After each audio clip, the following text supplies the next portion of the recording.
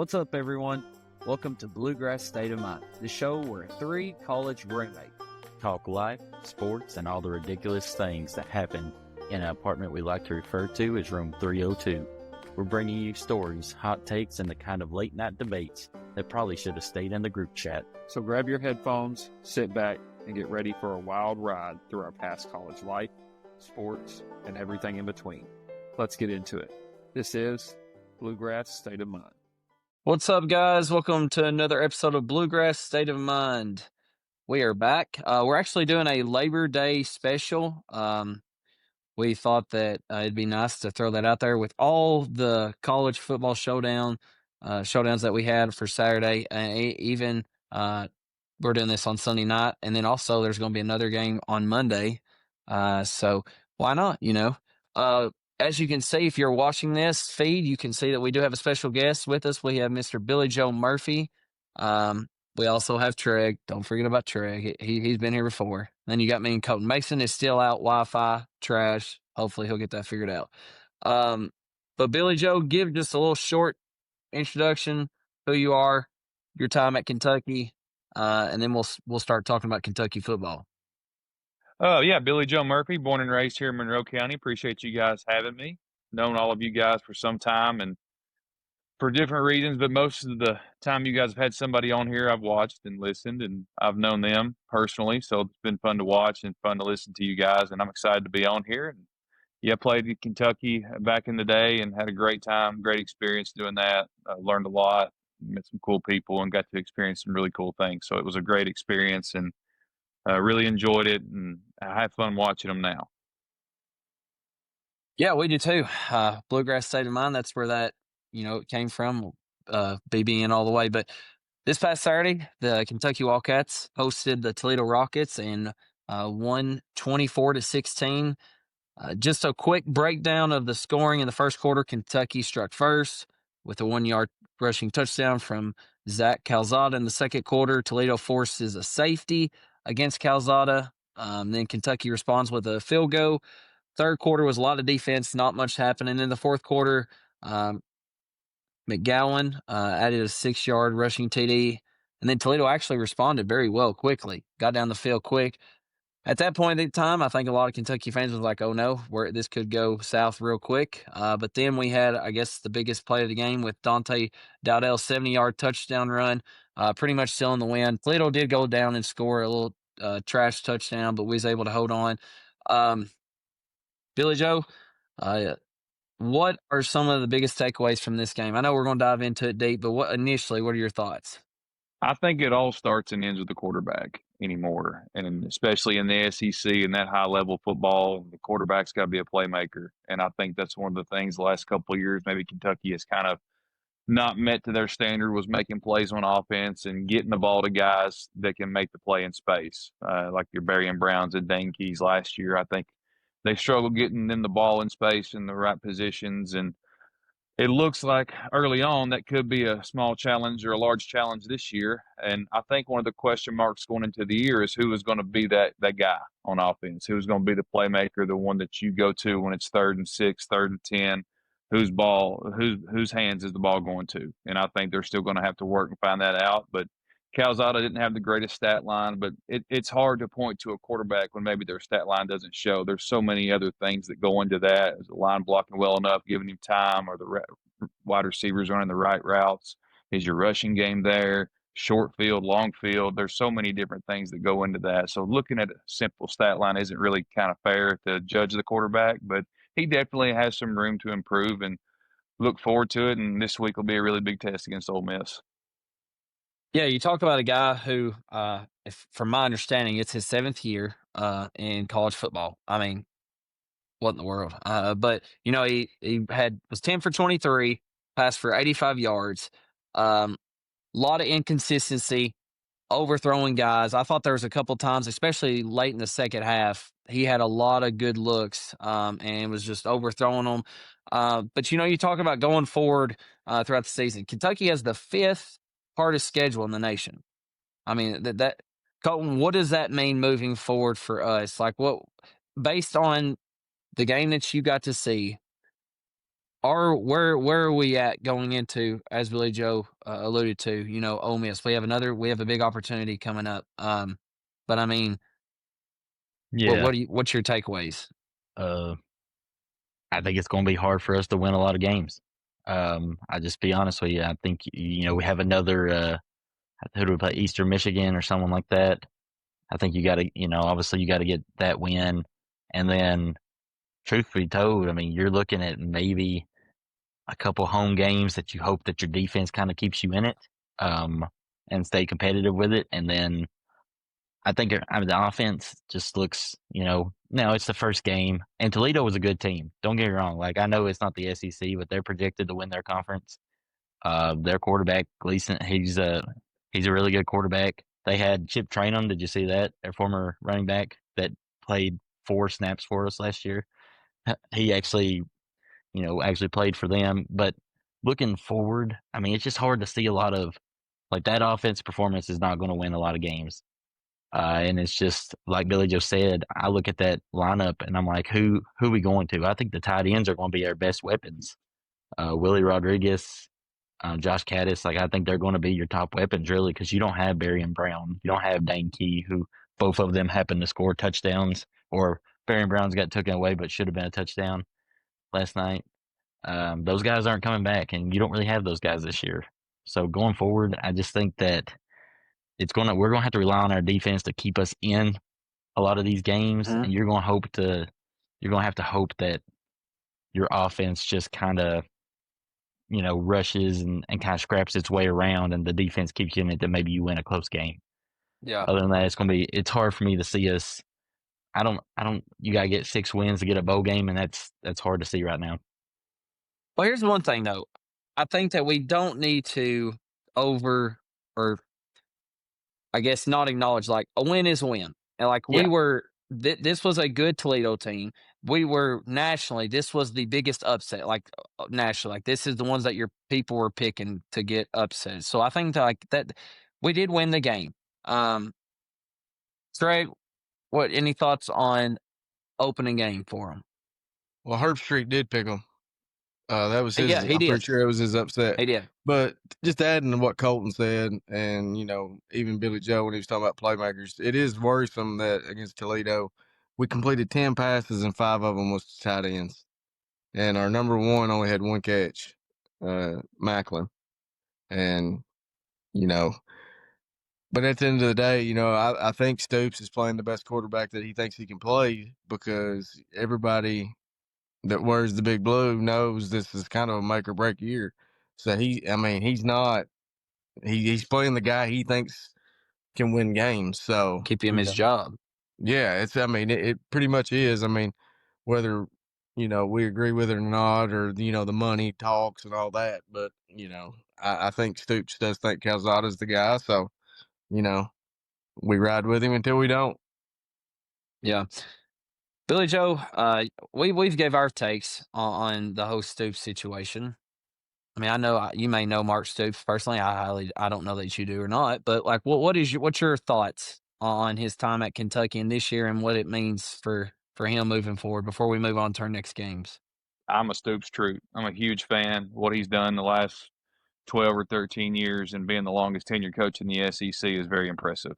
And I think what he's done at Kentucky is amazing. The last 5 years the last 2 or 3 years haven't been wonderful, but you hope that you have a slump and can bounce back. I think there's always a time for everybody at a place, and I hope his time isn't up, because I really enjoy his teams and the way he plays. And obviously offense has been a struggle in the last few years, and hopefully he can get that going in the right direction. But I'm a Stoops fan, and I know they had a rough year last year. He definitely deserved this year, and the NIL landscape has presented itself a huge challenge to him and Kentucky football. And hopefully enough time has passed where they can kind of right that ship and understand, hopefully get it to where it's helping them. And I don't know. We'll see. Time will tell, but I'm a huge Stoops fan. I really am. I respect him. I think he's done an excellent job there. Yeah.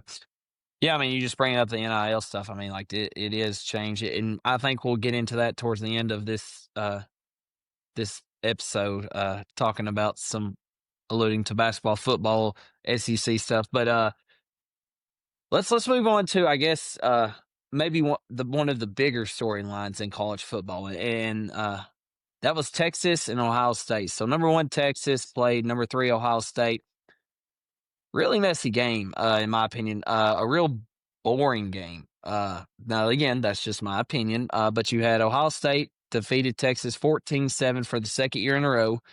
And, when you're talking about the headlines, you're talking about Archie Manning. Archie Manning was 17 for 30, passed for 170 yards, 1 touchdown, 1 interception. And then you had on the other side, Julian Salen for Ohio State was 13 for 20, threw for 126 yards and 1 touchdown. Look, Longhorns had their opportunities. They were inside Ohio State's 10-yard line, failed to convert into touchdowns. Obviously, that hurt them in the end. Texas defense held Ohio State to just 203 total yards and 14 points. So why am I saying that? Is Texas defense, I felt like they done their part. They done their role. But then that's where we talk about Archie Manning and the spotlight of just his name, Manning. Colton, I know you was locked in the entire time. What is your thoughts on Archie Manning's first outing? Is people jumping the gun too fast? Are we not taking into consideration that he was at the previous national champions, a hostile environment, Matt Patricia defense, or are we jumping the gun too soon? What's your thoughts? Yeah, I think we're jumping the gun too soon. I think just the entire nation was. I think the kid is actually going to be good. Now, whether or not he's a Heisman candidate this year, whether or not he's going to be the overall number 1 pick, people are going kind of crazy with that. Not saying he can't be, but your very first true test, I mean, he played 2 games, both against teams that were, the low-level teams last year. So your first ever true start is against the defending national champions, against probably a number 1 defense in the country at the hardest place, one of the hardest places to play in the entire country. I mean, and if you really look, and the truth is told, I don't think the play calling helped. There was definitely things that he could have done better. He threw off his back foot a lot on some of the crossing routes when he got pressured. Maybe he was a little hesitant on letting go of just like some indecisiveness. But you see, when the guy got down by 2 touchdowns, they kind of let him loose in the fourth quarter, and he had 130 passing yards in the fourth quarter. Like he made, I don't know, they ended up getting stopped by that last drive when they actually had a chance to tie it. I don't know if you were watching or not, but it was like they were on like the 8-yard line, but he threw one across the field that was in between 2 defenders, like a 25, 30-yard pass that I looked at and I was like, that's an NFL throw. So to me, I think like the experience and everything, that'll come along. They'll work with him about stepping into throws, the hesitation, reading defenses. That's a tough game to get started. I think people were kind of jumping the gun. Originally, I was kind of not big on it, but I was kind of buying into the hype. But now looking back at some of the film, like in some of the tape that I just watched, like he's got things that he can improve on, and like they can be fixed. Like there's things that over time I think they'll be fixed, and he's not going to have the most arm talent, or he's not going to be the most skilled in other areas, but neither was Eli, neither was Peyton. They were great game managers. They were good winners, and I think he can be that type of guy. Am I the only one who thinks that whenever I was watching him, he flicks it? Like, it's like a real, sidearm, flick almost. I don't know. Maybe I was overanalyzing it, but it was just a very odd throwing motion. But, Treg, are we looking at another LeBron James situation here where you got to live up to the family name? Or is this kid going to be is he going to build himself into something and not be a bust? Well, I mean, Don't I hold think back he's on gonna this be. I think trade. he's gonna be fine. I mean, Don't let this man compare him to Bronny. Jesus Christ! Right when I come on, I mean, you going into the horseshoe first game out. I mean, the offense is gonna be a little sluggish. I mean, I'm not worried about him. I mean, he's not playing in the Big 12 anymore, though. He's playing in the SEC, so he's got that to look forward to. But he'll be fine. Mm-hmm. Billy Joe, I know that you know football a lot more than I do, Colton and Trey. I'm gonna just go ahead and say it. But what watching Archie Manning, is the potential there? Well, what I want to hear your insight on it. 100%. He's got it. I'm not selling him, but I wouldn't. I'm not buying him all in either yet. I mean, it's just the first game, like both of them said. It's at one of the hardest places to play in the country. It's hard to judge him off that game. I still think they're a national title contender, especially when you give him a whole year under center. I mean, he's got it. He's going to have a learning curve just like anybody else, and I don't care how good you are. And his learning curve just so happened to be at the Horseshoe, the first game of the year. I mean, and Ohio State's a really, really, really good team who's a national contender in themselves. So I'm not selling him. I'd take him. He's the real deal. Yeah, I agree. I know we're talking a lot about Texas side of things, but let's flip side real quick to Ohio State. Were you all impressed with Ohio State? Was it what you expected? Now, granted, I know they have a rookie QB. We was expecting their defense to do their thing. They did. But is the ceiling still really really high for Ohio State? I'm gonna lead with you, Billy Joe. You start that one out. In that conference, yes, I think they'll win enough games to give themselves a chance in the playoffs. But I just the rookie quarterback, I have a hard time really putting all of that weight on him when it comes to playoff time. It's hard for a freshman quarterback, and fair or unfair, that's just my opinion. I just think he's put in a real tough situation, and especially when you've had the legacy of quarterbacks they've had the last 10, 15 years. So he's got some huge shoes to fill. He's got a great team around him, don't get me wrong, but that's just really hard to do. And that's why I'm hesitant on them winning it all. I mean, I think they can definitely get in the playoff for sure. And they can still win it all. They just wouldn't be my pick for that reason. Yeah. Yeah, and that's got to be comforting as a rookie QB, knowing that you have probably, arguably, the best defense in the nation. Obviously, if something goes wrong, you can always have them, hopefully, to pick you up. But Colton, I want to hear your thoughts on this because, like I said, I know that you have watched Yeah, all kinds of Ohio they. State football. So, Yeah, I mean, look, I think they've got the two best players in the country. I think Jeremiah Smith and Caleb Downs are the two best players in college football. And I think the freshman quarterback, Sayin, I think he is a really good passer of the ball, but I think he's just going. I also think they kind of crippled him a little bit. I don't think they let him sling it down the field any. A lot of times they kind of let him do some short passes. They tried to run on first down pretty much every time. And truth be told, look at their schedule. The rest of the way, they don't play Oregon this year.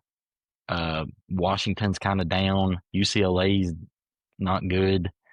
I think Penn State is the only other. If I was looking at their schedule, like the only other ranked team they play the rest of the season. Maybe Michigan, depending on how they are at the end of the year. So I mean, they're going to make the playoffs. But even then, right now, it just seems like Ohio State's winning those games, right? They're playing these top 10 teams, and in the end, their defense and all together, like when they need a 3rd and 8, Jeremiah Smith's getting a first down, right? Like they're finding ways to win those games against good teams. And to me, it's just hard. It's one of those, like, you have to go beat them to prove it now. Like, they're the ones to go beat. And I don't know who's going to do it. My question is, why is Texas playing that game, though?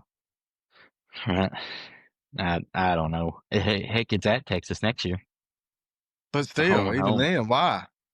Yeah. I don't understand it. Well, talking about SEC teams who lost, Texas lost. Let's flip the script. Let's go to Alabama. Number 8 Alabama loses to Florida State. 31-17. Alabama's 23-game season opening win streak has come to a halt. Crimson Tide's last season opening loss was in 2001. Alabama rushed for only 87 yards. That's the fewest in a season opener since 1975. Billy Joe Murphy, would you ever think that Alabama football might be into question? And are we, again, that's in question. Have we changed the standard from them just winning the championship to winning 10 ball games? Because they can win 9 or 10 games. But again, freshman quarterback, and he went into Florida State first game, and that's tough. And I think they've got playmakers, but I think their standard is a little unrealistic when Saban left. I mean, you can't expect someone to repeat what he did, and there's going to be a drop. They're still good. They're still talented. Are they national championship contenders? I don't think so. I just don't. But they're a really good team, and can they still make the playoffs? Yes, but they're just a freshman quarterback. I mean, if they had Milroe at quarterback last night, they probably would have won the game. And I'm not knocking Simpson. He's a good player. He's just a freshman quarterback, and it's tough on him. Yeah. Greg, I've actually on the record on here said multiple times, I think Alabama's fan base it reminds me a lot of Kentucky fan base, like the expectations, like Billy Joe had said. What are your like Kalen DeBoer? Like, let's just say that he doesn't. Let's say he does make the college playoffs and loses the first round. Do you think that you could see Alabama football fans, jumping the gun, sort of like Kentucky would Mark Pope? Let's just say he doesn't have a good year. Like the expectations is very, very high. So is Kalen DeBoer, is he going to be on the hot seat this year possibly? I mean, I think if he makes the playoffs, he'll probably get another year. But if he don't, then yes, I think he's probably gone. I'm old enough to remember, Alabama pre Nick Saban, and it wasn't very good. And those fans, yes, you could somewhat in a roundabout way compare them to Kentucky basketball fans. I mean, it's rabid. It's it's everything down there. So I absolutely could see it. Tone, talk about Billy Joe had talked a little bit about Simpson, but on the flip side of things, Tommy Castellanos, however you pronounce his last name, Castellanos, yeah. Yeah, Castellanos Yes. had 9 completions on 14 attempts for 152 yards, had 16 carries for 78 yards and 1 touchdown. I watched a lot of that game, and it just seemed like that game meant a lot to that guy. Like he wanted it. Like he was and I think Florida State they played a really good game. I mean, I don't think Alabama played Alabama football, but it was kind of a statement game. Yeah, for sure. Castellanos, well, he brought a fire to that team that they didn't have last year. Right. I mean, he made those comments. I kept showing those comments he made back a couple months ago. How he was like, Nick Saban's not here to rescue them. Like they can't hide behind Nick Saban anymore. It's a bold or save the statement. day. And like he made that statement, and yet he came out and just ran all over him. But they didn't have that passion last year. The Florida State didn't, and they showed it in that game. Herb Street talked about it on College Game Day, how like he picked Alabama to win, but he was like, Florida State's going to be as scrappy as they can be. Like it's going to be a hard fought win. And look, I think Alabama is very talented. I think they've got several playmakers, and like I said, a younger quarterback. All these like Power 5 schools, like they're all throwing out new quarterbacks this year, or these powerhouse schools are throwing out new quarterbacks this year, and people are just expecting them to be great, but they haven't played any. I will say, I do feel like they've lost a little, and I mean it was going to happen, but I do feel like they've lost a little toughness, especially on the defensive side, and just overall, like I feel like they've lost a little toughness to them since Saban retired, which is probably expected, especially bringing in a coach that's played in like the Pac-12 conference where it's more of a run and gun. You're not known for like hardcore physicality. You're more for the speed and playmakers. Alabama's always been known for that hard-nosed defense, the hard-nosed offense, winning in the trenches, and they just they don't seem to have that the last year or two. But that's not to say that they don't have the guys in there that can. So you I'm got gonna to give say a them bold time. take here. A bold take here. Saban saw this NIL world the way it's going to be and didn't want to fool with it. I know he don't say that, but it's 100%. very similar, in my opinion, to Coach K and For Duke. sure. The one and done Oh, yeah. came along, and he tried it, had some success, but didn't get the ultimate one. And he was probably, I think, my opinion, he was tired of dealing with it. I think it's very similar. Completely Bold take agree. number Yeah. 2. Bold take number 2. Lane Kiffin is in Tuscaloosa next year. That may That'd not be too bold, but $58 million. they'll pay it. I think it's what the buyout is after this year. Yeah. Guarantee you they pay it. I'm glad you mentioned that because that was really like my exact question I was about to ask. So before we move on to LSU Clemson, I know you talked about, the NIL stuff. Has the NIL affected not only college football, but more specifically the SEC in football? Like, or has that affected Alabama football, this NIL? And I want to hear anybody's thoughts. Go ahead. 100%. I think 100% it has, and I think it really. I thought the rich would get richer with NIL, and that to some degree that is true. I do believe, but it also gives, especially in basketball, and which is another topic and discussion. But in football, your Penn States, your Michigans, your Ohio States, your Oregon, your USC's, and then your big SEC schools. They still do well, but they're not as deep as they were 6, 7 years ago. Just like Alabama, they're not as deep everywhere because other places are paying more money to those guys, and that's just the reality of it. I do think it balances out the top 20 pretty well in college football. Your Notre Dame, your Miami. I mean, I think it does. And basketball is a different story a little bit, but I do. I think it balances out the top 20 in football, is my opinion. Colton, you're shaking your head like yes, like Yeah, 100%. You think that's just affected? Like, is the SEC a basketball conference now? Like, that's well, what I sent you all because, like, I see so many people now. Just take uh Ohio State for example. SEC. That's all they've ever heard is SEC football. SEC. Well, the SEC don't run things no more. A big. You talk about Big Ten that has come out and won the past 2 years with Michigan and Ohio State. Like, and now obviously you can say, well, they're top heavy, but like, is SEC still football? Is that where it's yeah, it's yeah. He's completely right on the thing. Like that's why the SEC used to dominate so much. Is because Alabama had 3 5 stars at every position, right? And now, the thing is, a freshman would have come in and unless they were just absolutely elite in the beginning, they would be expected to play in a year or two, right? But now they're not sticking around, right? If they're a freshman, they're a 5 star, they can go to that Washington or Michigan or these other schools where they could be immediate starters, right? And so what it's done is it's balanced out, right? These teams that were they didn't used to compete with the big schools, the big SEC schools, they're getting these 5 star guys.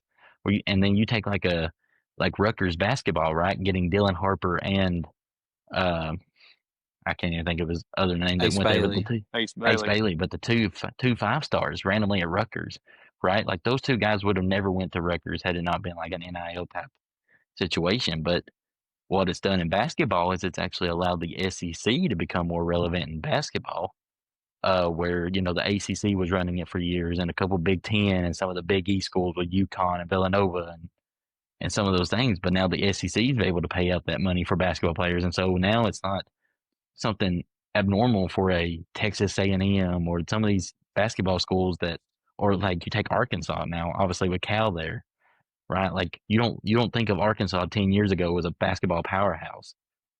And now, like with NIL, that's what they're going to be known as. And so, yeah, it's definitely balanced out in both ways. Like it's made the SEC not as relevant in football, but it's made them more relevant in basketball. Yeah, I think I 100% agree. Uh, well, let's go on to our next game over the weekend, which I personally thought was the best game. Is number 9 LSU Tigers versus number 4 Clemson Tigers, the Battle of the Tigers. Um, the Tigers, they have not won, or Tigers, I guess I should tell what Tigers I'm talking about. LSU has not won an opening game since 2019. So, was a big game for them. High expectations again coming in with, you talk about a Heisman Trophy candidate and Garrett Nussmeier. But on the flip side, Clemson also has a Heisman candidate and Cade Klubnik. I think that we've talked about, these rookie QBs. But then you have these two guys who are supposed to be, the faces of the quarterback position in college football. But anyways, LSU wins 17-10. I thought LSU's defense looked really dominant. Streg or Billy Joe or Colton, doesn't matter. Go ahead, Craig. I actually got to watch that game probably more than any game because of everything that was going on yesterday. But I think me and Billy Joe talked a couple years ago about Nussmeier. And he come in mop-up duty, I think, for Jaden Daniels. And I said, man, this dude has a cannon. And I remember telling him if he goes to the portal, because if Daniels comes back, I said, this is the kid we want. Like, this guy's got he's got an NFL arm. And I thought he looked good, but that LSU defense is so much improved. And I think that's probably for me, outside of, I guess, Ohio State, Big Texas, probably the biggest storyline of the weekend is LSU getting over that hump. And then, that was a big win for Brian Kelly, probably. Yeah, I agree. A lot of pressure there. Yeah, Brian Kelly for sure needed that win, coming out of Notre Dame, where he obviously Colton had mentioned it before, but I mean, he had said, he can't get the players. He cannot overcome that mountain at Notre Dame. Then comes LSU, has some good years, but not the expectation for LSU football. Billy Joe, how important was this for Brian Kelly and the LSU Tigers moving forward? Because I think they looked great. I do. Well, LSU was my preseason national title champ. They were my pick, and I definitely am sticking with them right now after watching their defense. I thought the X factor would be as if their defense would be improved, and that's definitely the case. I think last night was like a national championship type game. I think those two teams right there could be the last two teams at the end, both of them. Two stud quarterbacks, two really good defenses. And Clemson won't get enough credit because they lost, but their defense is rock solid. And just really good teams. I mean, NFL all over the field, NFL players everywhere. I think LSU, if they can, obviously stay healthy and get some good fortune, I think that they're still my pick to win it all. Colton, what was your thoughts on the game? Yeah, and that was Corso's pick to win it all. Lee Corso obviously did his final pick yesterday, but his national champions is the LSU Tigers, and honestly, just watching that game, if you watched a lot of those powerhouse, and even you're watching it right now in the Miami Notre Dame game, the offenses aren't quite clicking yet. Right, first game of the year, they're all playing really good defenses. So you'll see some more offense, and you'll see like the Garrett Nussmeier, and you'll see Klubnik. They're going to have their 300-yard plus games where those teams, they drop a lot of points. But overall, LSU's just looked completely solid. I mean, just from head to toe. I mean, to go into that Clemson, to at Clemson and to win that game was a very big win. And, Clemson looked good. I thought Clemson's going to be a tough team. Dabo Swinney actually finally went into the transfer portal, right? He had been stepping away from that. He'd been like wanting to do it homegrown, like guys he recruits. And then he finally dips into the portal. That defense looks back like the old Clemson defense from 4 or 5 years ago, 6 years ago. I think you saw two teams that's going to be in the playoff come, when they pick them. No, I agree. Like I said, I thought it was the best game over the weekend. Well, let's real quick. We had mentioned it at the beginning, but let's kind of bring it back to whole circle. So Kentucky Wildcats will be hosting Ole Miss for our next game. Kickoff is at 3:30. Obviously, both teams are 1-0. Ole Miss defeated Georgia State 63-7. Their quarterback actually had a great game. Austin Simmons threw for 341 yards, 3 touchdowns. But Ole Miss is also, they had to graduate with Jackson Dart. Is that who it was? Yeah. Yeah. So, Lane Kiffin, very well known for explosive offense. Billy Joe, what are your expectations moving in to next week, or realistic expectations? And then break it down to what you would like to see. honestly, I just want to see them compete. That's it. And I don't expect them to win the game. I think that Ole Miss is the better team, but I know that oftentimes when Stoops has been doubted, he's kind of come through, just like last year at Ole Miss. And I know this is probably a game that the Ole Miss players that were on that team last year, however many there were, but they probably remember that. Not that you really need any bulletin board material. I mean, you don't need that. I just don't expect them to get the win. I hope that they compete, and I hope that you see some flashes of big plays on offense, and I really hope the defense can contain Ole Miss's offense. Yeah. Greg, do you think that Lane Kiffin's coming in with a chip on his shoulder after last year? I thought that was, totally unexpected for us to go in and beat them, and especially the way that they were trending. What do you have in store for next weekend? Of course, I mean, any coach that, competitor, anything that falls under those lines, I mean, we pretty much cost them the playoffs.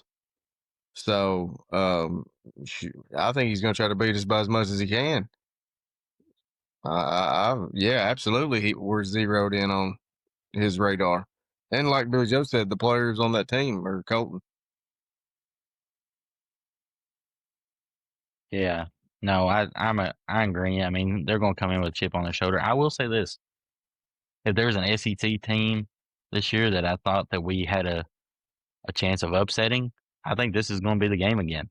I really do. I really think they've got a new quarterback. He threw 2 interceptions in the first quarter last week. He got better as the game went on. I think our defense is their strength. I think we've got some really, really decent talent in the corner, in the backfield there on defense, and our defensive line is pretty good. Our linebackers were a little question going in, but they had a really good game the other day. I think if we can control the clock with a little bit of the run game, Calzada hits a few of those deep passes. I could see us giving them some fits. Like, I really do. I think he's going to come in, but I mean, obviously, I think how Kentucky football goes. The early games, everyone's really hyped for. So maybe it's going to be a really good environment. Our defense kind of keeps us in the game, and I think if there's going to be one that we upset, I think it's this game again. Yeah, that'd be awesome. I mean, 2 Lane Kiffin L's would be great.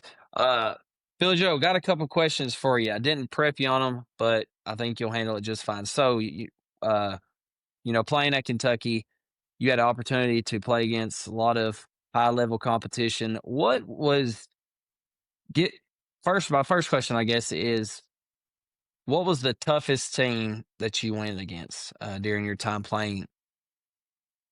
Well, we played against the national champion for my 5 years I was there. So the Alabamas, the LSU in 2007, Florida in 08 was ridiculous. That they were probably the best team we ever played against, I'd say. The 08 Florida team. And Was a good team. LSU, yeah, Yeah, I'd say Florida in 08. Now, you was a part of the team that did beat LSU, though, right? Yeah. When they were Yeah. number 1? Yeah, and they won it that year. Yeah. And they were really good, but I think Florida in 08 was better. And then my second question is toughest environment. Like, when you went in, like, the crowd was in, like, you can see it right now. You're like, man, that was the environment. There's was a lot just of crazy. places. There's a lot of places that are loud and that get like just ridiculously loud. But I would have to say that Alabama was probably the craziest. I mean, South Carolina's very underrated. That's a super loud place. Georgia's really loud. Florida's loud. LSU's crazy loud. I mean, Mississippi State's got the cowbells. I mean, it's just like every place you play is really loud. I mean, they really are. But it was a great environment, and it also depends on the type of game. If you're having a good year, they're good. The time of day it is, all of those things kind of depend on the atmosphere too. So like when you're on the road in the SEC, you don't mind day games at all. When you're at home, you don't want day games. You want night games because the crowd's louder, and that's just kind of the way it goes. But it also depends on how good your season's going and theirs too. But Alabama, at the time, I think we were 4-0, and they were number 2 in the country. It was a CBS 2:30 game, and it was crazy loud. That's pretty lit. Colton, you got any questions for him? How loud was Commonwealth on your senior day? Oh, that was fun beating Tennessee the last game. That was pretty awesome. It was a day game, so but it was still and it was there was a lot of people there. I mean, it wasn't packed, but it was still almost full, and it was a great day. It was fun. That was the Matt Rourke day, wasn't it? Yep. And like we had college game day in Lexington one time when we played Florida in '07. College game day Mm, came to UK, and it was that'd be pretty awesome. Yeah. That's did you play for Rich Brooks and Joker or just Brooks? Yeah, Coach Brooks 3 years and Coach Phillips 2. Gotcha. So what would you say you took like as Brooks as a coach? What would you say is like the biggest takeaway you took from like the biggest thing like he was best at like teaching at? He didn't accept anything less than your best. I mean, that wasn't going to be acceptable, and he would let you know it in a heartbeat. Like he was kind of your quiet guy who just made sure that things were running smoothly, and if they weren't, he'd let you know, and you knew what his expectation was always. His expectation was the best, and not that Coach Phillips wasn't. He just went about it in a different way. He's a younger guy, so he was more.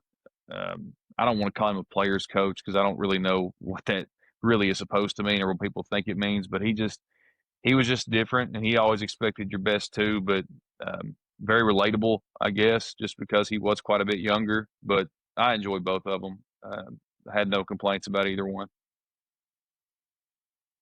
yeah. I want to close with this, and I want us to all just give our thoughts on this. Trey, I want to start with you though. We touched on it a little bit, but I just want to end on it. So, SEC, has the SEC always been the head honcho in football? Because I just want to. I hear a lot of people, and I see a lot of discussions on X, Twitter. I see all kinds of videos. What's your take on SEC and what that means for football? And just take basketball out of it. I want to just talk strictly football.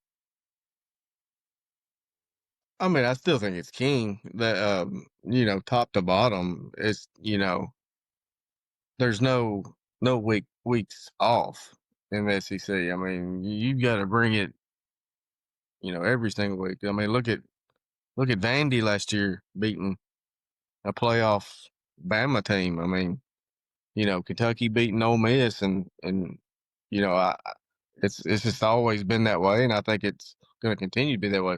But yeah, the Big Ten, the more teams that they get in, they're climbing the ladder. I mean, just by sheer numbers of poaching from other conferences. But I guess you could say the same about SEC with Texas and Yeah. Oklahoma.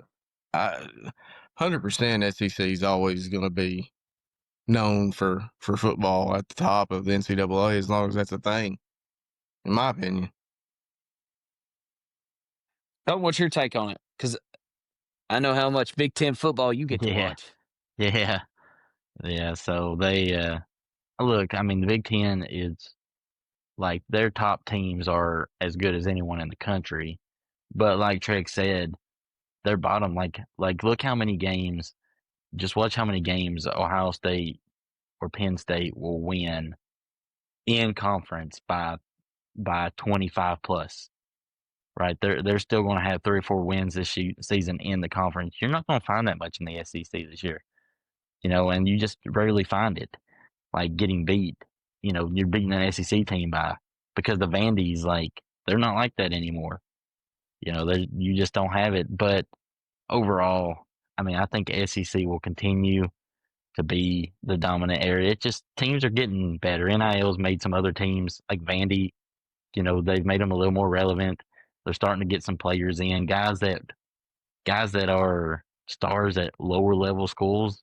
Now they can come to like Vandy's and Mm. that's really where places like Kentucky for football should be looking at in the transfer portal. Right, these backups at Alabama, the backups at Georgia, like we got Vandengriff. Right, obviously that didn't work out like we hoped, but still, like that's where you got to go now because you have a chance to get those type of guys. And as long as you have a chance, like I mean, I think the SEC will continue to be dominant. It's just going to be more well rounded than top heavy, I guess. Mm-hmm. Yeah, the whole motto is SEC. It just means more.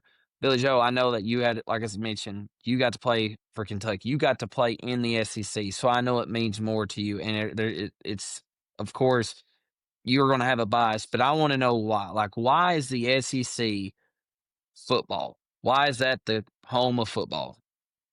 Well, I mean, obviously, I may be a little biased, but I know one of my former coaches who coached at Kentucky, and then he went on to coach at NC State.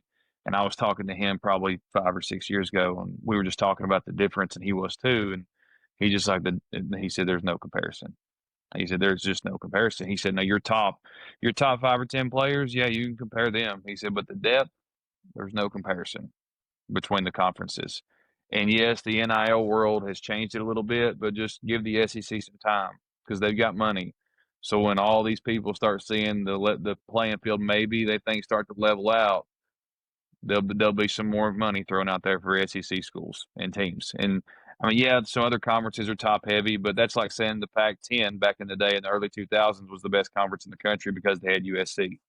I mean, they had a great team in the conference. That doesn't mean they're the best conference.